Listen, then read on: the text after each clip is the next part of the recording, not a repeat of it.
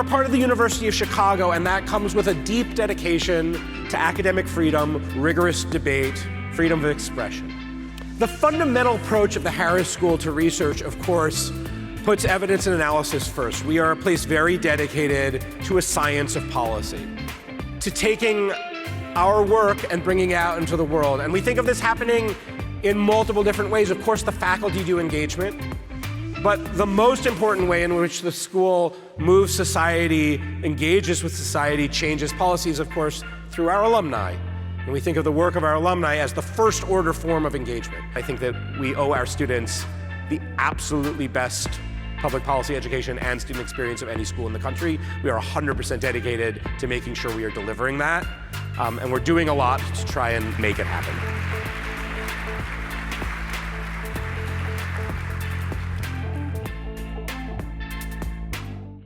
Hey, good afternoon, everybody. All right, welcome back from lunch. I hope you had a refreshing little break and you're ready for what promises to be a very interesting and fantastic talk. So my name is Mario Moreno. I'm an MS Cap alum from 2019.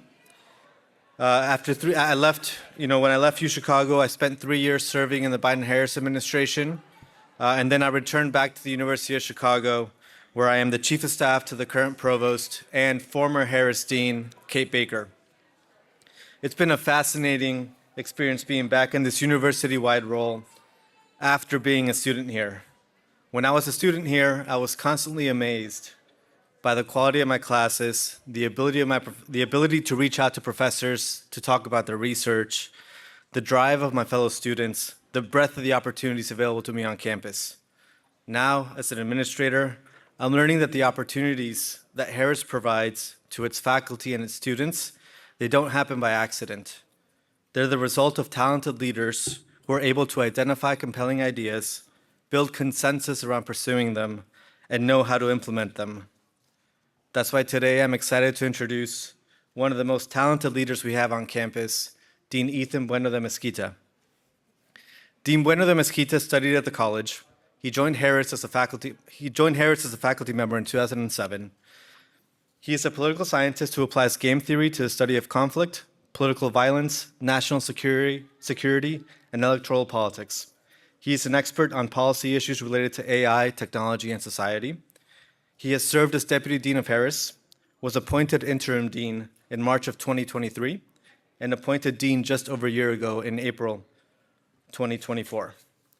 In his tenure as Dean, he has pioneered new experiential learning opportunities for students, including the Harris Policy Innovation Challenge, new orientation programs for students to help them integrate into UChicago, and significant interdisciplinary collaborations around his research agenda. Just as significantly, he has also been an invaluable strategic leader in university-wide initiatives, including on artificial intelligence and the topic of today's conversation, the current climate for higher education. It's been a privilege for me to work with Dean Bueno de Mesquita over the last couple of years, and I'm really fascinated and privileged to be here for this conversation. So please join me in welcoming Dean Bueno de Mesquita. Thank you. Hi. I thought it would be fun to close out reunion weekend on a slightly depressing note. It's how we kind of try to roll here at the Harris School. So I thought I'd talk about current events and the current environment for higher ed, and just give you a little bit of sense of what some of the things we're thinking about here, some of the ways we're trying to adapt, respond to a changing environment, and looking forward to taking some questions and just talking about it a little bit. These are obviously big societal issues that we don't have all the answers to and are thinking through as quickly and as best we can as a campus community, eager to hear your thoughts. So I'll share some thoughts and then we'll talk. So I want to talk about a few different aspects of the evolving landscape. Obviously, one of the things we're going to talk about is the policy landscape, but I think that's not the only thing going on that are sort of important new challenges for higher ed. So I want to be a little broader than that. So I want to talk about the kind of public landscape outside of the policy environment, the ways in which institutions in general and higher ed in particular faces some societal headwinds, skepticism about expertise in general, and institutions, and especially elite institutions like this one in particular. Of course, talk about the policy environment that we are currently facing and the ways in which that is creating headwinds for higher ed, for policy schools, for our students and alumni. And then I also want to talk a little bit about the way in which technology is disrupting society in general, but especially disrupting both education and policy work in particular. Because that's also before all of this started happening with the policy environment, we were spending a lot of time here thinking about technology, thinking about AI and the ways it's going to change the things we do here. So let me just walk through those. I'll give you a little bit of a sense of how I think about what some of these challenges are, and then just a little bit of a picture of how we're thinking about it here at Harris and to some extent at the University of Chicago. Okay, so let's start with public skepticism rather than starting with the current policy environment. So, if you follow public opinion, I don't know, Pew has been doing these studies for years. The American public has growing skepticism of essentially every institution in American life, from government to civil society to higher ed. Higher ed is pretty high on that list of disappearing public faith in our work. And some of that, I think, is this kind of secular trend of skepticism about institutions in general, skepticism about authority and expertise in general. But I also think some of that, if we're going to be honest, we're among friends, so let's be honest, some of that is about own goals. Some of that is about mistakes that higher ed has made over the last several decades, and requires some self-study. It requires us to make some changes to the way we do business. And I'll just say, to me, some of the most important versions of that involve politicization of science and expertise. I think we have seen, and I think this came really to a head, this is not new with the events of the pandemic, but I think it really came to a head in our society in the debates over COVID, where, and this is a theme those of you who were at the talk on the state of the school on Thursday night heard me talk about too, where I really think a lot of policy experts, public health experts, folks working in institutions like this one, lost their way a little bit in terms of the fact-value distinction. We lost our way a little bit in terms of understanding where our technical and scientific expertise ended and our values began. And so we made very bold pronouncements about the right way for society to behave, which were grounded in our genuine expertise about public health, about public policy, and the like. We did, in fact, know a lot of things that some other people didn't know and had a very valuable part to play in the public debate. But many of us lost track of the fact that we had that scientific expertise didn't mean that we were entitled to assume that our values were more valid, more important than the values of our fellow citizens who might disagree with us.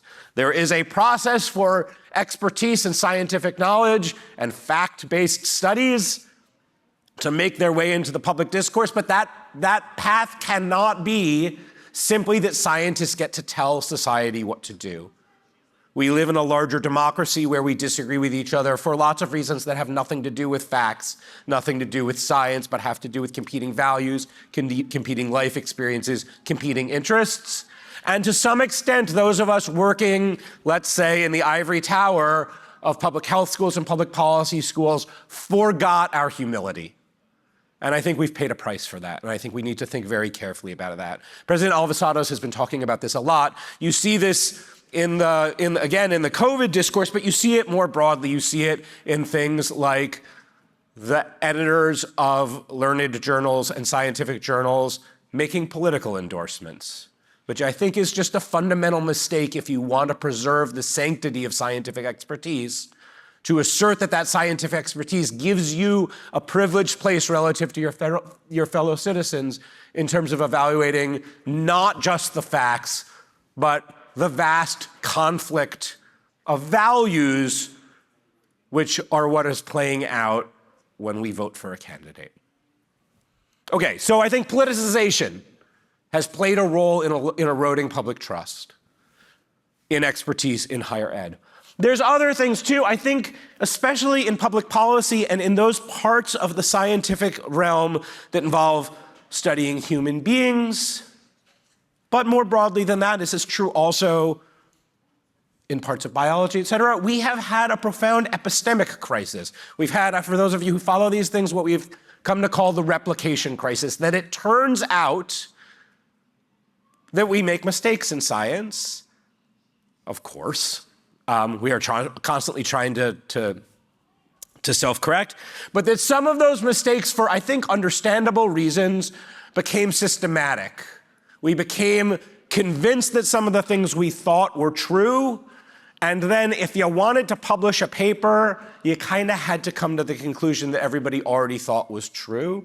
And we ended up building up a body of seemingly systematic evidence that when folks went back and looked at it with a really critical eye and read studies, just turned out not to replicate. You just turned out there were all these findings in public policy, in business psychology, but also in the study of Alzheimer's, that it turned out when we went back and had a hard look at them, they weren't true, and we had got caught in some groupthink that led us to bring natural human biases to the way we evaluated evidence. And now we are overturning big swaths of what we thought was scientific knowledge. Now that's a great thing about what we do here. The whole point of a place like this, where what we do is constantly question, are entitled to always be skeptical, have free expression, can tell one another that we don't think our ideas are very good, is that we are all of us fallible. We make mistakes all the time, and the way we converge on truth, we hope, is through that debate. But it is a bad and damaging thing that we went for a long time in certain fields of study 100% sure some things were true that turned out not to replicate, and it was because we just didn't look hard enough. That interacts with the politicization. If we're going to be really honest about it, the things that are the kinds of results that are least likely to replicate today, now that we're looking hard, are the kind of results that, if you think about the broad ideology of those of us in the academy, are results that we found congenial. It is way easier to look with a skeptical eye at a result whose implications you do not like than it is to look with a skeptical eye at results whose implications you do like. Scientists, academics are human beings. We are subject to the same biases as others. We have some tools that help us get over them, but we didn't always apply those tools as rigorously as we needed to. We made some mistakes. And then, of course, a third thing that happened, and this was, last year at Union, this is what we spent our whole time talking about, is we're in a moment of fraught social relations in the United States and around the world, and we have had an explosion of passionate campus politics. That took the form of lots of protests, that took the form of some encampments. It was very controversial in society. On this campus, I think it was, to a large degree, a great thing. We had students, young people, thinking about their own politics, thinking about how they want to think about the world, thinking about the world they want to live in, engaging in the thing that young people confronting new ideas do. They were thinking, they were protesting, they were making their voices heard. Almost exclusively at this campus, not 100%, but let's say 99%. It was done in a way that did not disrupt teaching and learning, that did not disrupt research. We are a campus that has a deep tradition of free expression. We are a campus that has a deep tradition of welcoming protest. We continue to be such a campus. But for sure, as a fact about society, those protests, that politicization of campus that's going on, the kind of just social roiling that's going on, led some members of our society to cast a skeptical eye on college campuses. And I think that's just the thing that a campus like this one has to be willing to live with. We are not going to back away from our commitment to free expression or our commitment to protest and welcoming protest because society doesn't like to see young people protesting. That's not what we do here. But it's had an effect. Okay, so we're facing some public skepticism, some of it deserved, some of it not deserved. I've told you some of the parts that deserved. I just want to be clear. Also, a huge amount of what we do on a college campus is great. We are doing very serious work here. We make mistakes like everybody else. Sometimes we admit them, unlike most other people. But most of the scholars working here, most of the scientists working here are doing the best work they possibly can on the most important issues they can think of. We're doing great work here. We've made some mistakes and we need to self-correct when we do. Okay, policy headwinds. This is what we're spending this year thinking about. We missed thinking about student protests. It was great, it turned out. We are facing massive change in the orientation of our society, and in particular of our elected officials, towards the work of higher education and towards the research work that we do on college campuses. We are seeing government scrutiny directed at us over DEI issues, over accreditation issues, over our curricular decisions, over the makeup of our faculty.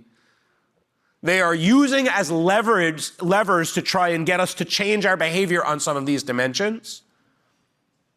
Threats about the access to research funding. We are massively dependent, as is every institution of higher education, on an understanding between us and society that the work we do here is of tremendous benefit for society, and therefore society supports that work. Current discourse has kind of described us as somehow receiving public largesse. And of course it is an honor and a privilege to receive public money, but I think any objective observer of the last 50, 60, 70, 80 years of American life would say the American public, American society has gotten a tremendous return on its investment for the money it has put into its institutions of higher education. We are at the front lines of creating innovation, of creating cures to disease, of training the economic engines of the country. So we do not think of ourselves as supplicants, but we are in this moment of renegotiating our understanding with the government. It's very challenging. We are also facing tremendous barriers to our international students and faculty in terms of their sense of being welcome here, their ability to get here, their sense of safety when they're here. I talk to my colleagues who are not citizens of the United States who worry about traveling abroad to go to scientific conferences. We've had students have visas revoked. We have international students who have been admitted to the program who are worried about whether they'll be able to come. This is a tremendous threat to us in terms of our ability to do work. For a school like us, we are dedicated to educating the policy leaders of the future, not just for the United States, although very dedicated to the United States, but all over the world. And if international students can't get here, that's a fundamental threat to our ability to carry out our educational mission. There are also tremendous challenges, in particular for a school dedicated to evidence-based policy, for our graduating students and alumni, as many of you know.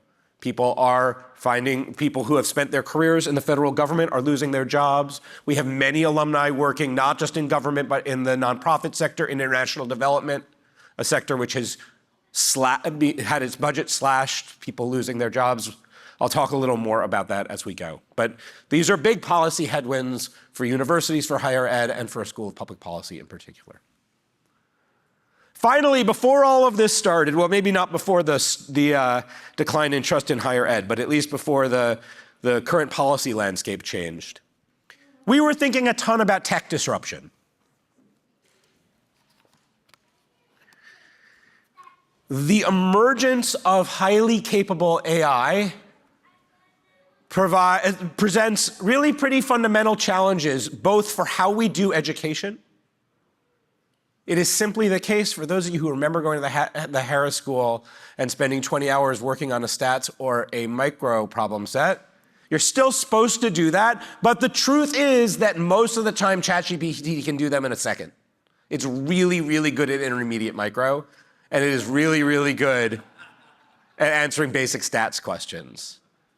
And for some students, they want to learn the material, they're going to learn it anyway, but for others, there's that temptation to take the shortcut, and then there is a profound loss of learning. Every institution of learning in the world is facing this challenge. We are thinking really hard about it. We're thinking hard about how do we make sure that our educational model is robust to the presence of these new tools. That's one side of it. That's the negative side. There's a positive side, of course, which is these tools are amazing. We have spent so much time here thinking about how do you teach people who maybe haven't done a ton of programming in the past to learn all the details of programming their computer in Python.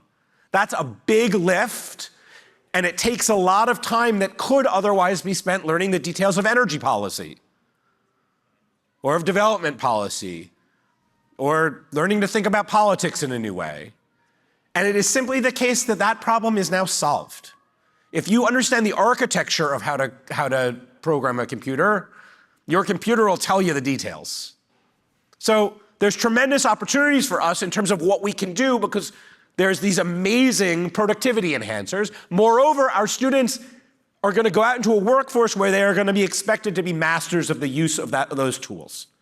And so we are also thinking about an educational model that not just tries to skirt AI, but makes sure that our students are robustly learning how to use it for the work they're going to be doing, because it is an incredible new tool that allows us to work faster, to focus on substance, and outsource technical details to our machines.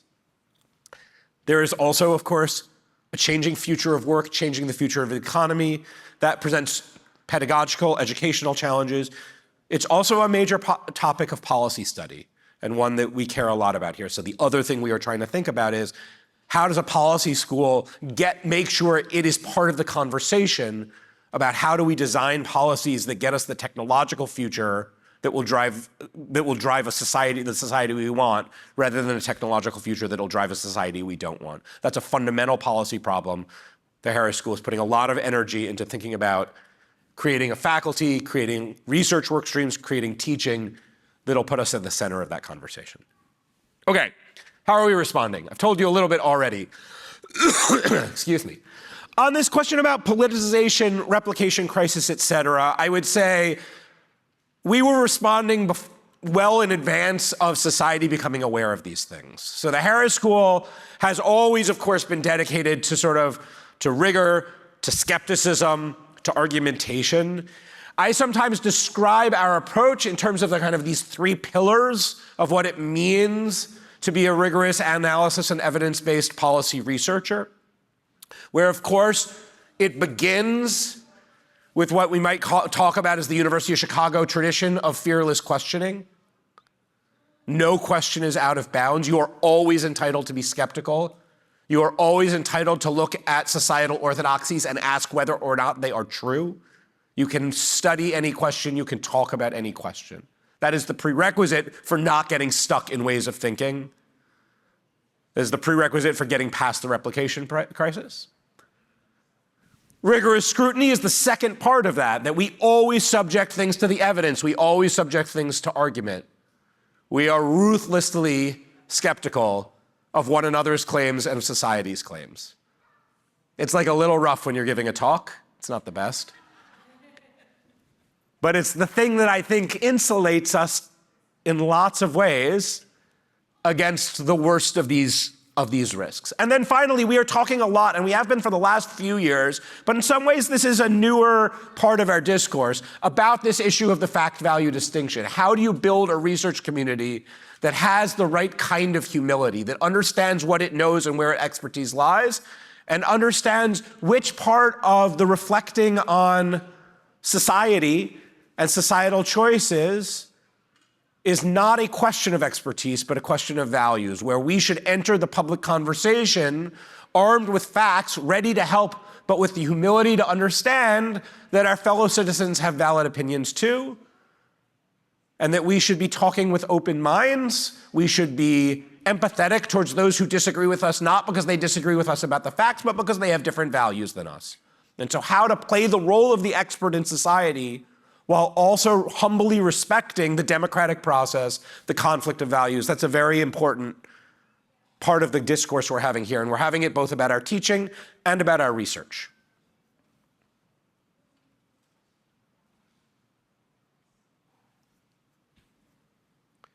What are we doing about the policy headwinds? There's only, of course, so much we can do. We study policy. You all make policy. We don't make policy, but we're We're doing our best. So, some of the things we were doing. First of all, and most importantly in some sense, we are not apologizing for what we do at the university. We are proudly defending our role in society. I said it already today, but I think that I am willing to hold up the record of the University of Chicago and certainly of the Harris School and say we are extremely grateful that society has seen fit to support our work. Of course we are. But we do not come to society as supplicants. We come to society as contributors. We have taken those public resources and we have turned them with great effort and I think great integrity into knowledge and to teaching in service of society. And we proudly stand behind that. We proudly stand behind the role of rigor, the role of evidence, the role of analysis in making a better society in the democratic process. We proudly stand behind the work that our faculty are doing, and most importantly, that our alumni are doing out there in the world. We don't think we have anything to apologize for. We are doing our best to support our alumni and students who are themselves facing a challenging policy environment, who are facing challenging job search, et cetera. Happy to talk a little more about some of the things we're doing. We are helping graduating students who perhaps were thinking about going into the federal government and maybe that path is not open to them right now. Think about the ways they can pivot. What are the industries where the skills they developed here can be deployed, even if it wasn't their original plan? One of the wonderful things I think about a policy degree, and especially a policy degree from a place like this, that takes so seriously kind of a rigorous toolkit, is it's an incredibly flexible degree. The skills that our students are learning today are in demand in all manner of industries. In the public sector, certainly at state and local, we are sending lots of students. In the private sector, in the nonprofit sector. And so we are simply helping students think about the question, what's the pivot I can make if my first plan is not going to work right now in the current moment? For international students, it is particularly challenging. Many international students here came here planning it to stay at least for a while, and that is not impossible, but it's become harder. We are helping them think through what are the industries where it is possible. It is still possible in research jobs. It is still possible in the finance industry. There are a few industries where staying is easier, and we're helping students think through that. It is also the case that there are a bunch of places other than people's home countries that are extremely welcoming to our students. There are countries where there are special visas that if you got a degree from one of a small group of elite institutions, the path to a visa is very simple because there's a huge amount of demand for the skills there.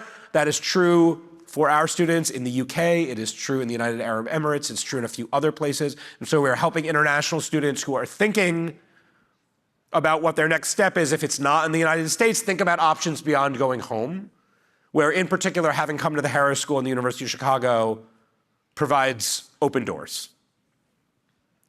We are also working with alumni who are facing job transitions.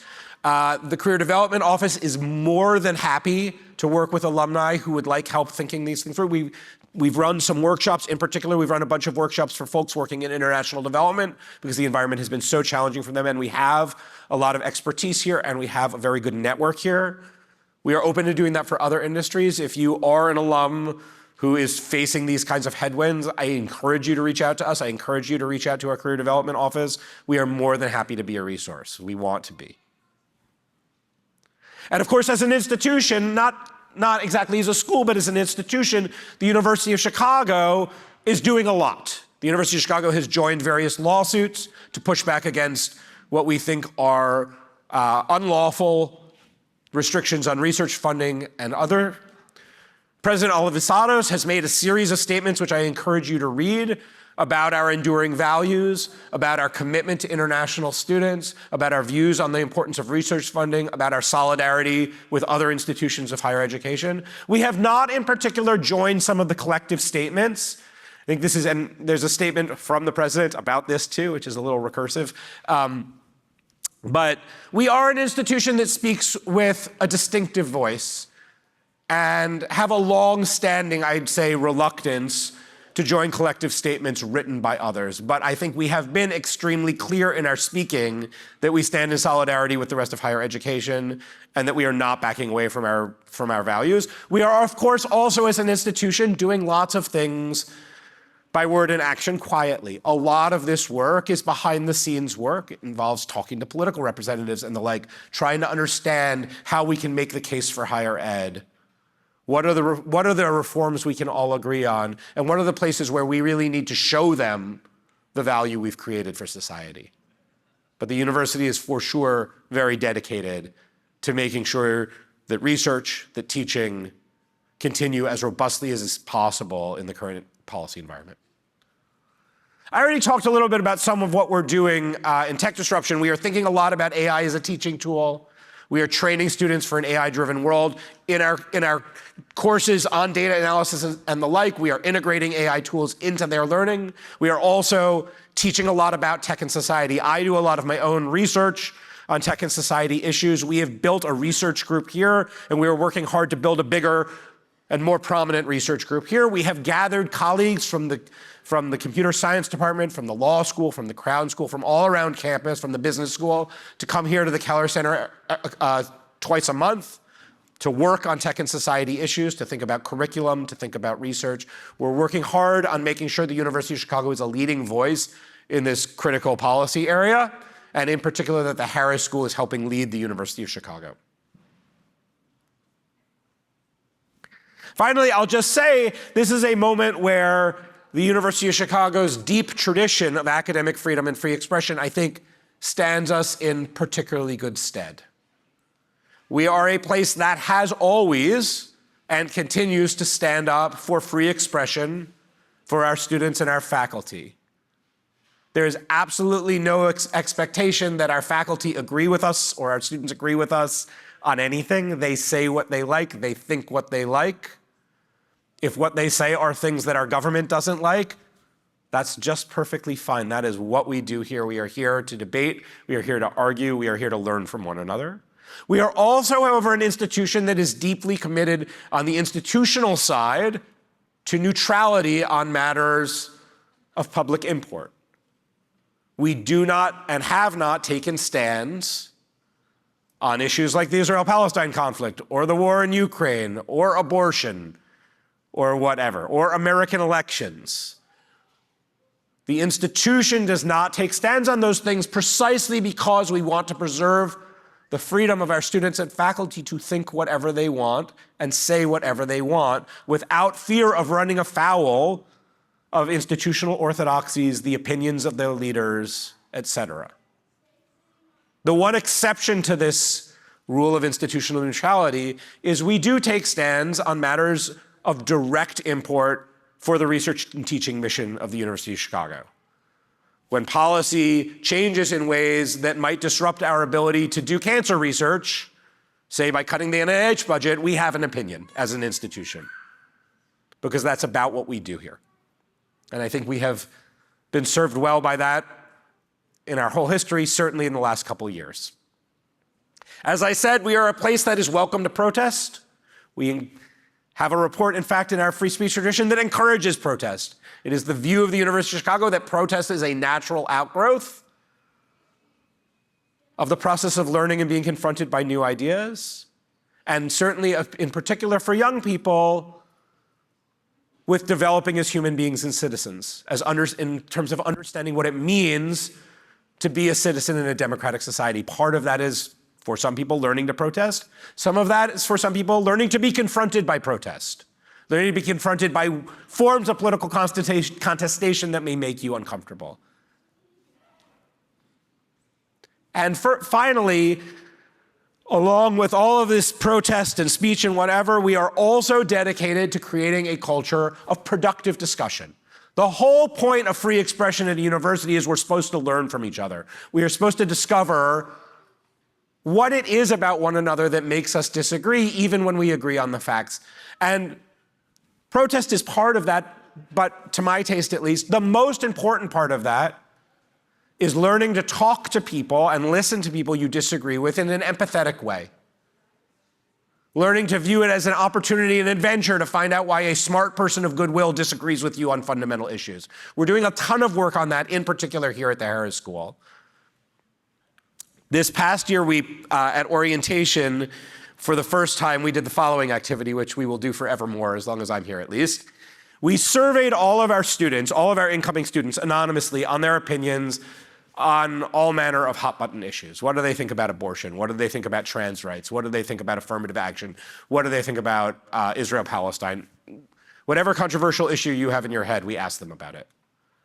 And we just put up histograms and said, you show up, they were sitting right here, in fact. You show up in a new place, you want to fit in, and it is easy to believe everybody thinks the same thing. So we just want to show you a little data. You and your classmates do not agree with one another on these fundamental issues. There is a tremendous diversity of opinion on all manner of issues in the room.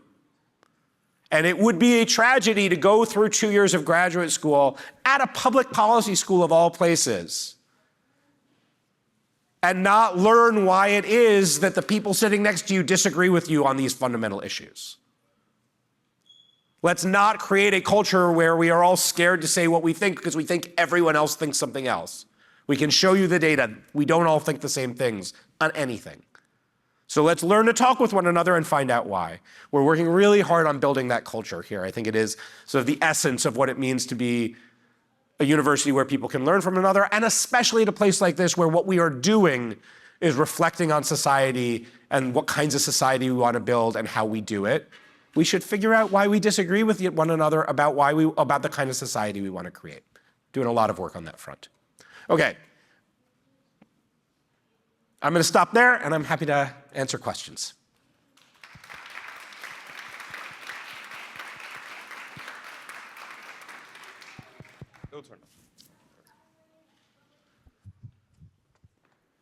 Question? What? Oh, down here. Cool. Hi, Kyle Gracie, class of 2010. So you were talking about the politicization of science and technology and the sort of response of higher education. Maybe this was embedded a bit in what you were saying, but I would argue also that that politicization, universities were outmaneuvered politically and in communications. One, do you agree? Two, if you do agree, what are you doing about it now? So, yeah, of course we were outmaneuvered. I think that we went for such a long period where the relationship between society and universities was positive. People had great respect for the work we were doing. We thought the work we were doing was of use, and it seemed like we were in a good relationship, a very functional relationship with society, and we kind of didn't worry about it. There's an amazing quotation, I kind of wish I had put it on one of these slides, from President Hutchins, one of the early great, it's a quote from the late 1940s, where he's talking about the independence of universities. And he says basically, like, we don't have to worry about the independence of universities as long as we are not too dependent on any one source of funding. Of course, we get some money from the government, and we get some money from foundations, and we get some money from tuition, but like we could live without any one of them, and so it's fine, like we're in good shape. And I think that may have been true in 1949. It is not true in the year 2025. We are exceptionally vulnerable to the federal government. We are profoundly dependent on them because in the post-GI Bill era, the federal government became the source of funding for scientific research. It was impossible to be a great scientific institution without taking federal money. This just doesn't make any sense. The source of all of society's funding for, basic science, medical research, et cetera. And so we found ourselves in this position of being exceptionally vulnerable and kind of ignoring it. And I think also, and then drifting further and further from society on some things. And so we were a little naive in terms of thinking that we could have a set of views and a place in society that was so different than the society in which we were existing and be so dependent on their money and that there would never be a moment of reckoning. And so I think like we were naive, and that led us to be outmaneuvered. We just didn't realize what we needed to do. I think universities in general are trying to do a lot now. One of that is some looking inward and self-correcting and saying, you know what, there were some things where maybe we understand what you're talking about, and we're gonna try and fix our own house. But the other is, I think universities are, it'll take some time, but in the last 2 months even, I think you see getting way more serious about communicating to society about the work we do here and why it's of value. I thought that the way in which, and Chicago has, I'll say, followed suit on this front, but the way in which Harvard changed its website to turn it simply into a website about the research contributions of Harvard scientists was magnificent. That was a great thing to do. We are doing great work, and I think the most powerful thing we can do to society in general and also to Congress is say, look at what you're going to give up if you actually behave in the manner you're threatening to behave. You're going to be giving up things of tremendous value to your constituents, to society, and I just think we have to make that case. I think that case is there for us. We know it's there for us, and we just have to be serious about making it, while at the same time looking inward and correcting that which needs correcting internally.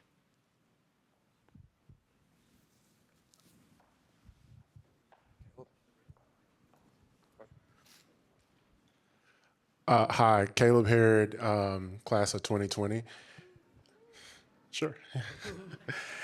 My question is about the role that Harris public policy can play in building the education policy leaders of the future. There's been a lot of rapid changes in education, as you've mentioned, but there has not been to my estimation, an infusion of like new leaders who are looking ahead. And I wonder how you all are thinking about curriculum-wise and then also training-wise, how you can help, especially as the environment has shifted away from some of the international development aims to this probably being a growing population, how you all are thinking about preparing people for careers in that field. Thank you. Sure. Yeah. So I'll say a couple things. This is a long way from my own area of policy expertise, so I'm going to probably say some dumb things, but I'll do my best. We have made a push in education policy in the last several years. We hired a new senior faculty member, my colleague Leslie Turner, who's a very distinguished education economist. She joined us after having served as a senior advisor to the Secretary of Education, and has sort of taken some leadership of our education offerings. We now have a group of faculty that works on education policy spanning all the way from 2-year-olds through higher ed policy, which is a really great thing. So my colleague Ariel Khalil, who's a developmental psychologist, works on the youngest children and in particular is interested in how you think about policy interventions. She's interested in technological and other kinds of behavioral policy interventions that will help disadvantaged families make sure that the youngest kids are school ready. So she has these ideas that, for example, many literacy interventions don't happen, policy-based literacy interventions don't happen until children enter the formal schooling system. And that's at age 4 or 5 at kindergarten. And it's relative to sort of what we know about developmental psychology, too late. Not too late in the sense of you can never recover from it, but it works better earlier. And so she has been working on a whole series of interventions, many of them driven by technology, to help parents be working with their 1.5 and 2-year-olds on core literacy skills so that you can have 2 years of having your parent provide that kind of work with you before you ever hit the formal schooling system. And the evidence that she's been generating and the theories coming out of developmental psychology suggest that intervening at that much earlier stage is really important. And she's running a big lab. I'll say relative to this training question, she trains a slew of students. So all of these students go in RA in her lab. She's amazing at sort of building a community of students working as RAs in the work that her lab is doing, focused on early childhood and literacy in particular, also some math stuff. My colleague Jens Ludwig, who runs the Chicago Education Lab, which is housed at the University of Chicago, is interested sort of in working inside the public schools. His most recent work, he's been really focused on COVID learning loss. And in particular, he and the rest of the lab have been very interested in what effective tutoring interventions look like to try and overcome COVID learning loss. And one of the things they've found is sort of the standard approach to COVID learning loss and tutoring was like provide kids with a low level of tutoring for a long time to like support them all the way through. And they tried an intervention which they refer to as high dose tutoring, which is like 10x the amount of tutoring hours you're getting per week, but for a much shorter period of time, like basically like a big push, short term, really intensive tutoring intervention. And it's way more effective, it turns out. So they ran a whole series of RCTs on this kind of high dose tutoring, way more effective at overcoming COVID learning loss at way lower cost. Some follow-up studies on that have asked the question, how much of that high dose tutoring could you substitute with an AI tutor? And the answer seems to be like somewhere between a quarter and a third of, you still need a human for most of it, but you could use an AI tutor for about a quarter to a third of it with no reduction in the efficacy, but a lot of cost savings. So they're working sort of at school-age children, trying to think about, in particular, this issue of COVID learning loss. Leslie is mostly focused on higher ed, interested in things like higher ed funding, student debt, job choice, things like that. So we've got sort of a group of faculty working across the ages trying to drive in this area. We are not an education school, so we are not primarily focused on things like curriculum design. But we are interested in these kind of policy level interventions that are in particular going to try to help overcome educational inequality. Yeah. Hi, Erin Krupka, proud alum 2000, sitting with my other proud alums 2000 up here. That's good turnout. Yes, it was. Oh, we have excellent turnout. I am, Harris was very formative, and I'm quite grateful for the time I had, and what you've said really resonates in terms of the foundations of what you've articulated here as the Harris and Chicago approach. I'm currently at the University of Michigan. I'm an associate dean for faculty there and a professor there at the School of Information, and I also just came from a year of interacting with the Big Ten leadership community there, and one of the things that you haven't talked about is, and I'd just love to give you an opportunity to tell us a little bit about it, is the return on investment to college and higher ed, which has changed. You know, it's not just the politicization, it's that people go into education and come out and never see the full return to that in terms of how much it costs them to go here. So most schools are pivoting. I assume you are as well. And I wanted to hear a little bit about your thoughts in terms of that landscape and how the Harris School is meeting it. Sure. Okay. Thanks. So let me say a few things. First, I'm going to defend higher ed a little bit. So it is true that the returns on investment for higher ed have shifted. It is not my sense from the data that the returns on investment from, we're among friends, from elite higher ed have shifted. So I think that the returns on investment to go into a university like this one or like the University of Michigan are exceptionally high. And I think that's true for lots of reasons. One is I think we provide a great education. Another is that we provide a lot of prestige and great networks. So I think we often in this conversation make a mistake, and I think the policy discourse has made a mistake in lumping higher ed together.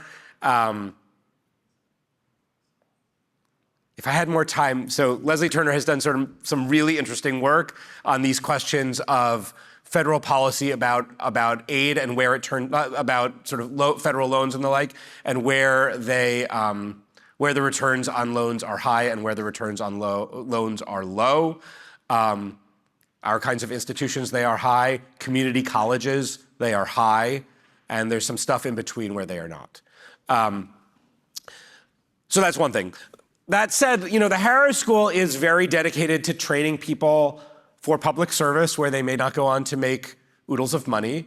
And so we have thought about that a lot. We launched last year or the year before, sometime while I was dean. It blurs together. We launched a public service fellowship program, which guarantees anybody who has done at least 3 years of public service in the United States a minimum of 2/3 of tuition and scholarship for both years here. So that's having worked in government at any level, federal, state, local, but also people who have been public school teachers, people who have served in the military, et cetera. We absolutely want people who are dedicated to doing public service in the United States to come here and for it to be affordable to them. We are very dedicated to serving people who are going to go on to do work in the public sector. So that's just a very deep commitment of ours, and we just implemented that policy because we want to make sure that people who are dedicated to public service don't look at the sticker price and think I couldn't come. First of all, Rudolph Lohmeyer, class of '95. There's a proud cohort behind me. I really genuinely want to thank you for the incredible clarity and candor of what you've said. And I feel no pressure to agree with you in the spirit of groupthink, but really just deeply aligned with what you're trying to do and the way you're framing it. So I thank you for that. I'm a senior partner with A.T. Kearney, just back from 10 years in the Middle East in Dubai. And so I have the joy and pleasure of applying evidence-based policy for clients over there and now back in a global role. And I mention that because one slight deficit I see in some of the young folks coming out of graduate school and looking back on my amazing Harris School experience, but I think this maybe was lacking a bit too. And I should tell you, I'm a bit of a David Deutsch fan. So is hypothesis generation. And I think it relates, I'm asking you a granular scientific method question, but it links to one of the biggest questions you've raised about perhaps drifting into an unspoken consensus. I think that moment on strategy projects, that moment of hypothesis generation and the diversity of hypotheses considered is so critical. Yeah. What are you doing, or what would you like to do in the school to make that moment in the process as rich as possible? Thanks. Wow, that's such a good question. Yeah, I don't have a great answer. I'm going to go home and think about it, but it's a really good question. I think like this there's two versions of that. One is, how does one cultivate the habits of being skeptical, of trying to think outside the box, of not hearing something and thinking I got to think inside those lines? And another is just about, where does creativity come from? I don't know where creativity comes from. And I can see there are some aspects of a technical education which can create lanes. I don't have a good answer as I stand here today, but it's I'm gonna go home and think on it. I know I should, but allow me one rejoinder just to what you said. Very brief, I promise. You know, David Deutsch, and I certainly don't agree with everything he says, but he is harsh on empiricism. I remember my first day at the Harris School. It was, I'll never forget the dean saying, and just so we all know, we adhere to a strict empiricist epistemology. I'm a philosophy guy. So anyway, David Deutsch gives a healthy attack of it. He's not perfect. I will say, though, that the reason I smiled and pointed at you when you responded is he says, we underestimate the importance of creativity in the scientific process. So I think exploring that, investing in that, I'd love to help you do it, is really important. Thanks. 100%. And let me say, actually, I've had a couple, I'll just say, so I am definitely, first of all, I'm not an empiricist at all. In fact, I came into academia as a theorist. And one of the things I've experienced has kind of been a learning experience becoming dean. You know, I've spent most of my career sitting in my office, solving game theory models and proving theorems and not talking to anybody, which I highly recommend. Is how often, of course the data speak to us and the data are important, but how often there are problems you gotta solve, first diagnose and then solve, where there's no data available or the data can't answer the question, and you gotta think other ways. You gotta think about incentives, you gotta think about people, there's all sorts of stuff. I just think and we do a lot of that. I mean, our students, we talk about the evidence-based and we do the evidence-based, but if you think about the core is 6 courses, 2/3 of which are theory courses, 2/3 of which are learning to think about the social world through new frameworks, not about analyzing the data. Those include some philosophy. The course I designed, the analytical politics sequence, during 16 years as a faculty member, involves a big section on political philosophy and learning to think about what are the structures of society, philosophical approaches to the structures of society, whatever, which are, I think, creativity inducing. They open up new windows into, so I think we're doing some stuff that at least are in the direction, but I do think it's a deep question. We'll get more. Dean, Vitus Leon, class of 1990, and a proud AARP member. Strong believer in evidence-based research.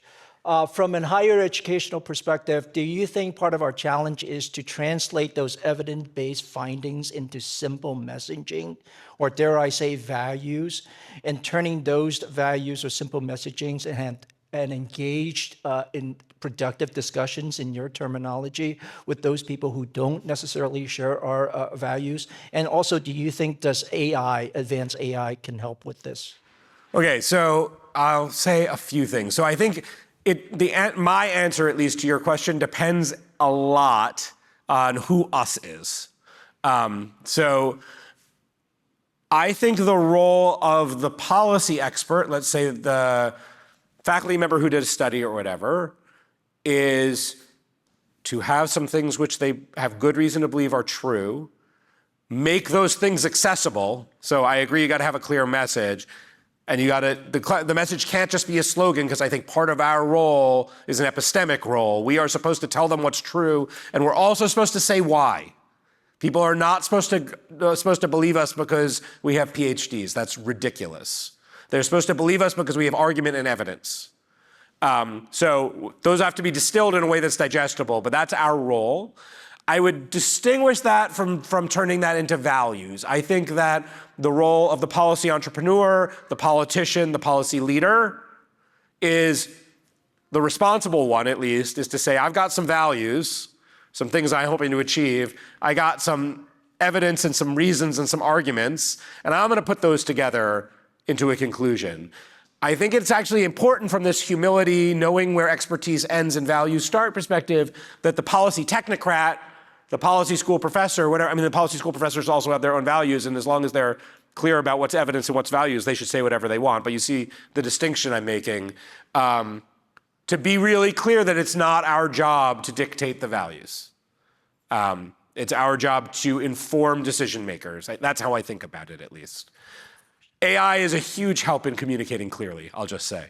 I write a lot of emails and memos, and I have them all edited by ChatGPT now, and they're better. One more question from the class of 1990. How do we prepare graduates, and what advice do you have for people generally who are witnessing this titanic clash between what I would call reality, or the perception of facts, and ideology that just doesn't seem to care about facts? Okay, I'll say, I have both the perspective of being the dean of a policy school and also a person who spends a lot of time working on tech policy and talking to tech companies. So I thought about this a lot, and I'm going to say something I think a little bit controversial. I think that social media and our political elites, for their own reasons, having to do with political incentives, have led us to believe that as citizens, we disagree with one another way more than we do, have led us to believe that those of us on the other side of political debates from us are way more divorced from reality than they are. The vast majority of American citizens continue to be sensible people of goodwill who disagree with one another for good reasons and are open to argument. And there is a ton of evidence that that's true. There's a ton of evidence that that's true. A lot of it generated by scholars who work on the second floor of this building. So I think we have lost faith. When people say they are losing faith in sort of American voters, democracy, et cetera, it is because they are getting a profoundly distorted picture that comes from Twitter trolls and that comes from political elites who have every incentive in the world to make us think we are divided. And they do so by the policies they propose to us, and they do so through the discourse they engage in. But in fact, if you look directly at us, you find, one, in our evaluation of political candidates, overwhelmingly, there's ideologues, of course, but overwhelmingly American voters are responsive to those candidates' policy positions.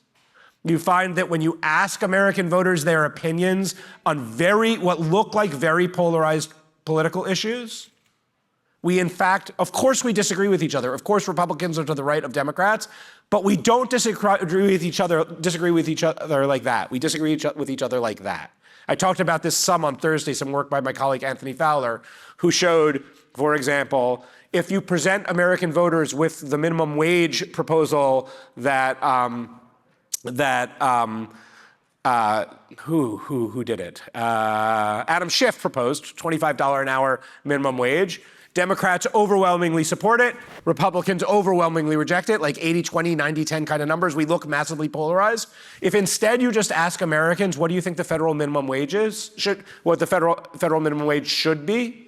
The average Democrat says $11 an hour, and the average Republican says $14 an hour.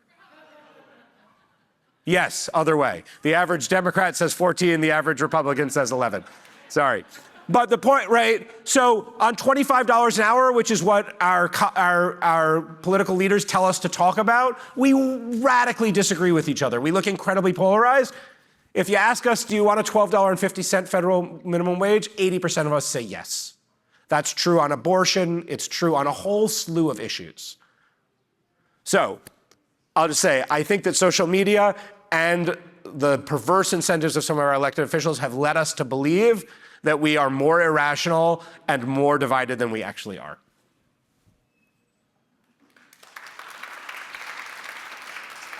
Thank you all. I hope you had a good reunion weekend.